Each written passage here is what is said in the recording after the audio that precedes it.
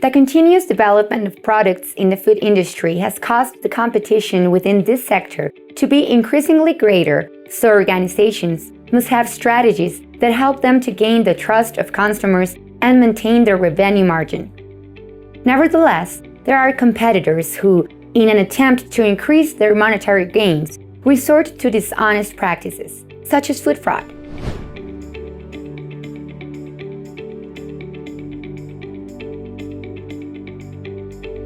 Food fraud is a deliberate action by organizations or individuals to deceive others as to the integrity of their products, and according to the Food and Agriculture Organization of the United Nations, food fraud means the substitution, addition, adulteration, or misleading characterization of food or food ingredients for the purpose of economic gain,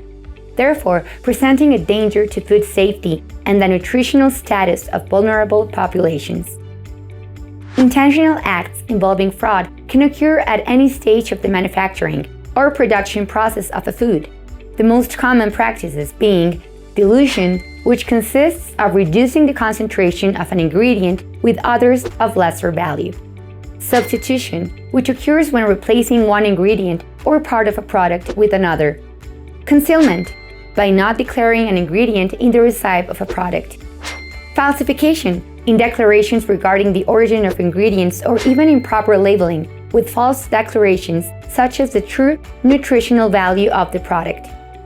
Some examples of food fraud are olive oil mixed with sunflower oil, fruit juices made without fruit concentrate, honey mixed with sugar, or spices such as oregano mixed with ground olive leaves, which do not represent a food safety hazard, and their identification is almost imperceptible.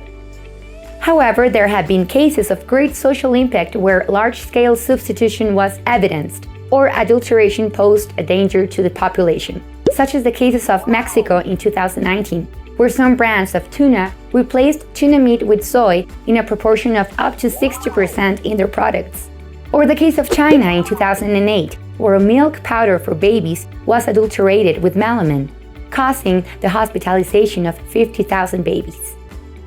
Any food can present food fraud, but there are some specific factors that make them more prone, such as their physical characteristics, technologies available in the organization, geographical origin, or the production process.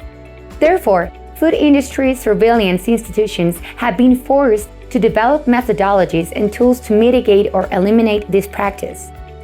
Food fraud is a combination of the economic motivations of an organization and the opportunities they have to carry it out.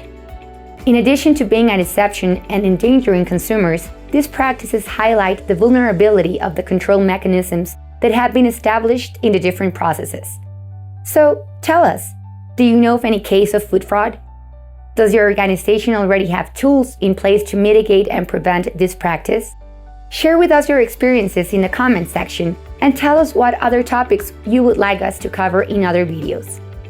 Learn more about food fraud and other topics in our social networks, and don't forget that at Global Standards, we share knowledge.